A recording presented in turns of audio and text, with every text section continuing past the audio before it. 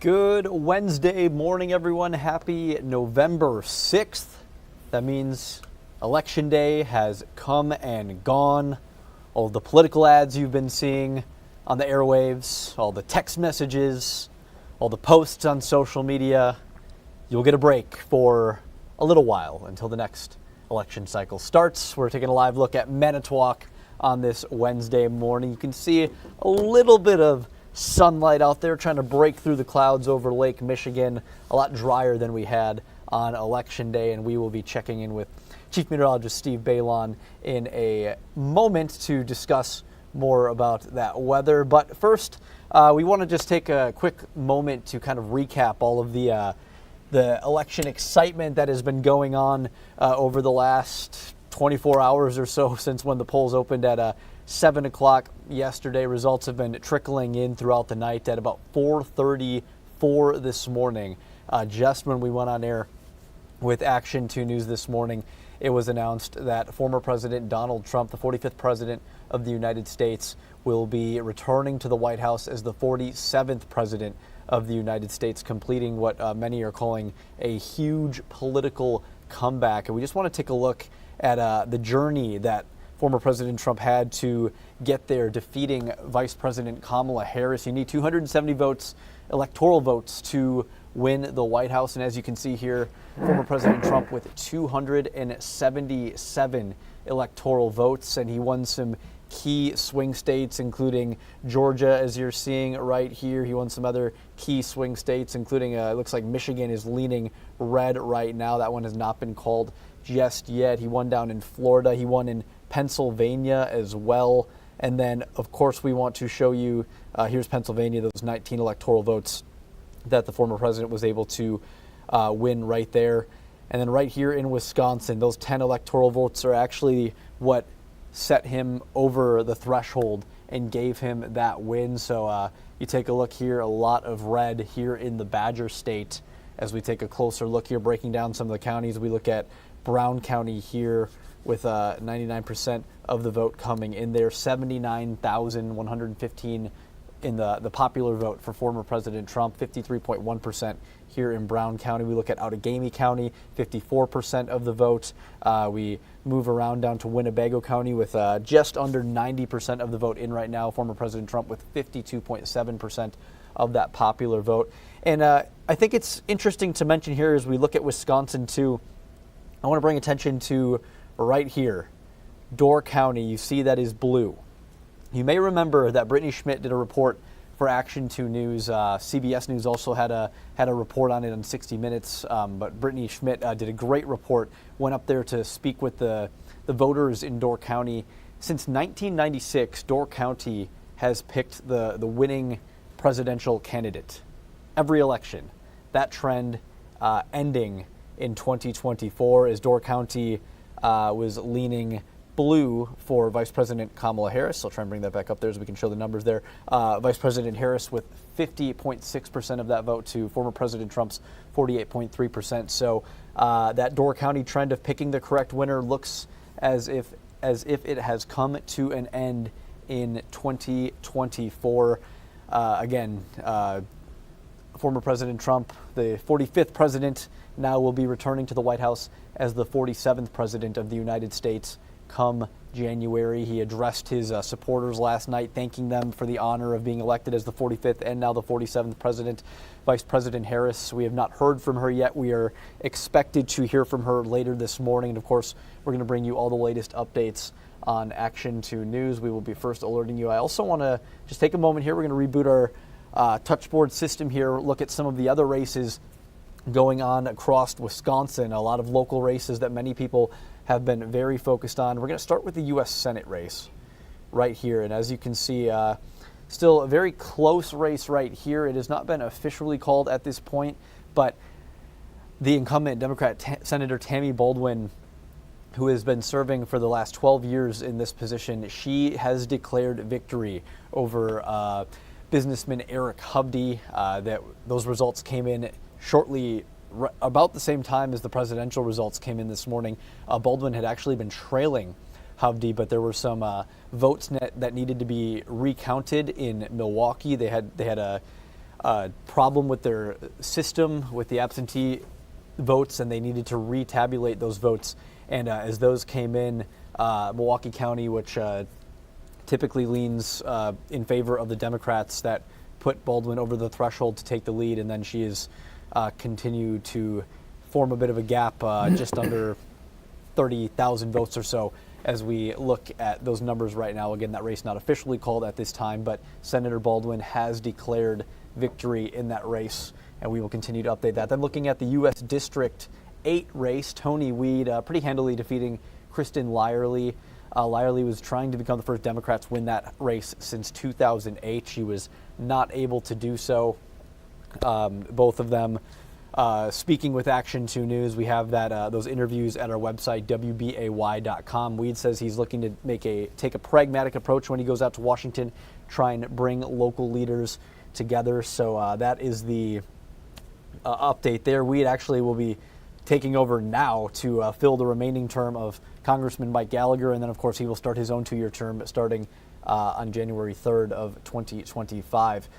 Looking at a couple other things that were on the ballot here in Wisconsin, the Wisconsin constitutional amendment that was made, 70% voting in favor of that regarding who can vote in the state of Wisconsin.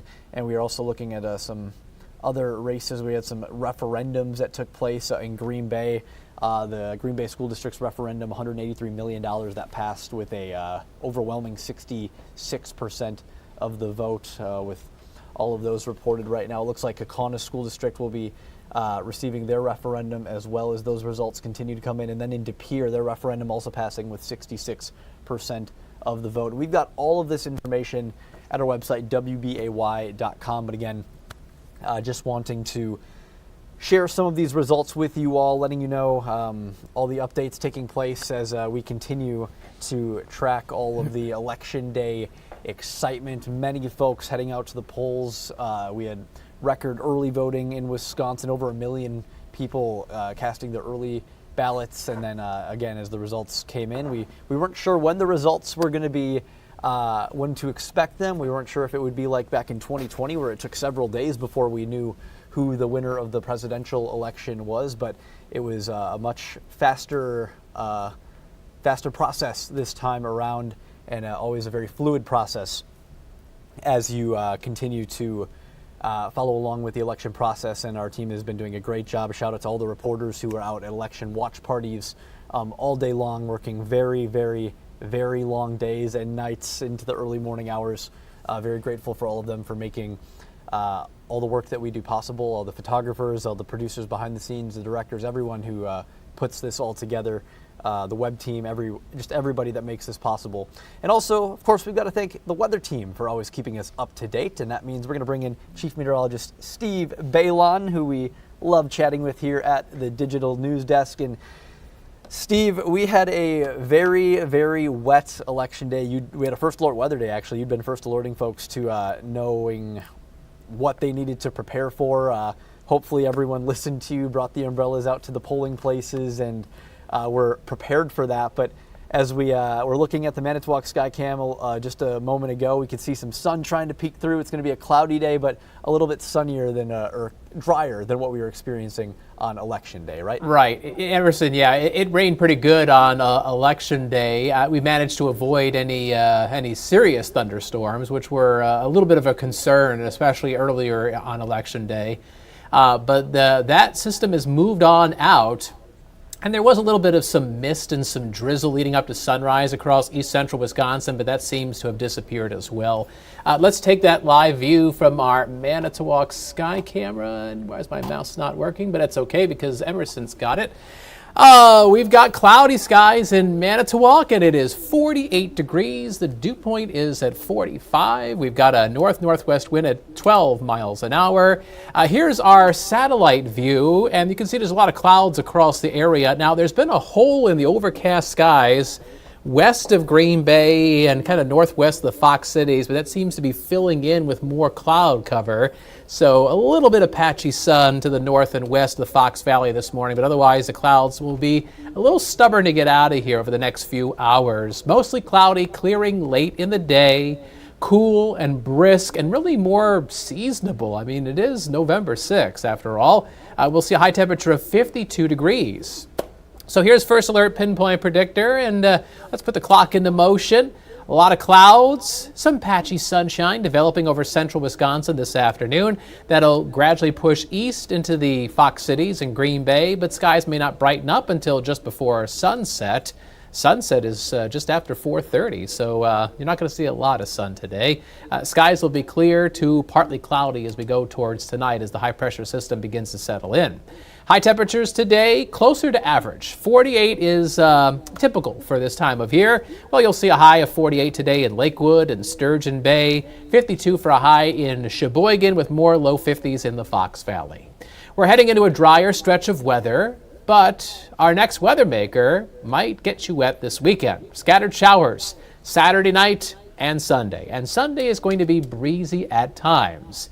I would say our rain chance Saturday evening is around 30%, but then that rain chance jumps up to 70% as we go into Sunday.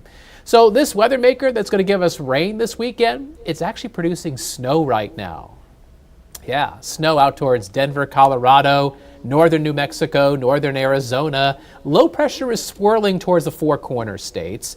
And the jet stream, well, it's split across North America. But that low pressure system will drift northeast and then kind of remerge with the jet stream as we go into early next week. And it's going to be heading towards the Great Lakes, towards Wisconsin. And as it does, that's going to bring in that rain chance.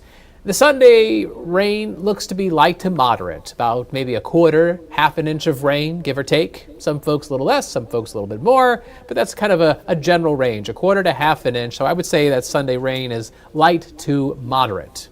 Right now, we're in the 40s, except for you, Sheboygan. You're at 50 degrees. Right now, 47 in Oshkosh and Wapaka, 46 in Oconto and Marinette. A cooler morning because of the cloud cover and also because of that north wind blowing in around 10 miles an hour. So here it is, your First Alert Super 7-day forecast. Seasonably cool today, 52. Partly sunny, mostly cloudy skies. The mist we had this morning across east central Wisconsin seems to have faded away. We'll have drier weather for Thursday and Friday with mostly sunny skies, highs in the mid-50s.